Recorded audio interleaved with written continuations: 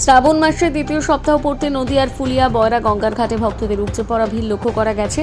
সোমবার হওয়ায় সকাল থেকেই বিভিন্ন এলাকা থেকে আসা শিব ভক্তরা গঙ্গার জল সংগ্রহ করে বাতকুল্লা শিব মন্দির সহ বিভিন্ন শিব মন্দিরের উদ্দেশ্যে রওনা দেন। আবার অনেকেই গঙ্গার তীরে শিবলিঙ্গ জল ঢেলে পূজা এবং প্রার্থনা করেন। শ্রাবণ মাসে প্রতি সোমবার শিব পুজোর বিশেষ গুরুত্ব থাকায় ভক্তদের ভিড় কয়েকগুণ বেড়ে যায়। ছেলে মেয়ে নির্বিশেষে সকলেই বাবা মহাদেবের আশীর্বাদ ও মনস্কামনা পূরণের উদ্দেশ্যে ধর্মীয় আচার পালন করছেন। প্রতি বছরের মতন এবছরও শ্রাবণের শুরু থেকে ফুলিয়া বয়রা গঙ্গার ঘাটে মানুষের ঢল নেমেছে।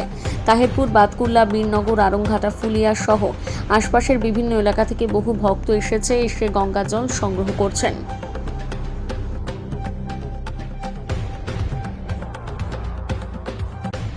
বলতে আজকে দ্বিতীয় সপ্তাহ, প্রথম সপ্তাহে লোক হয়েছে, আজকে আরও বেশি লোক হচ্ছে।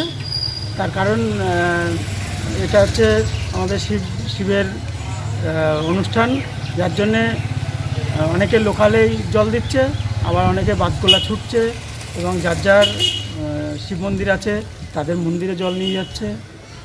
প্রচুর মানুষের ঢল নেমেছে। অন্যান্য বারের তুলনায় এই বছর ভিড় কতটা লক্ষ্য করা যাচ্ছে? অন্যান্য বারের থেকে জলের নেওয়ার চাপটা বেশি।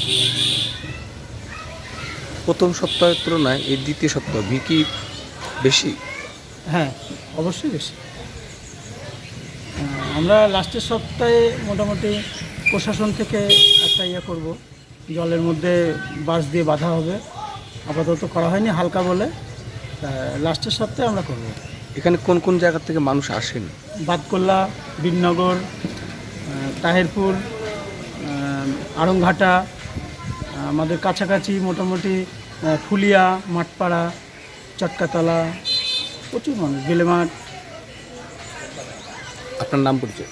আমার নাম শঙ্কর বিশ্বাস, 263 পার্টের রানিং মেম্বার।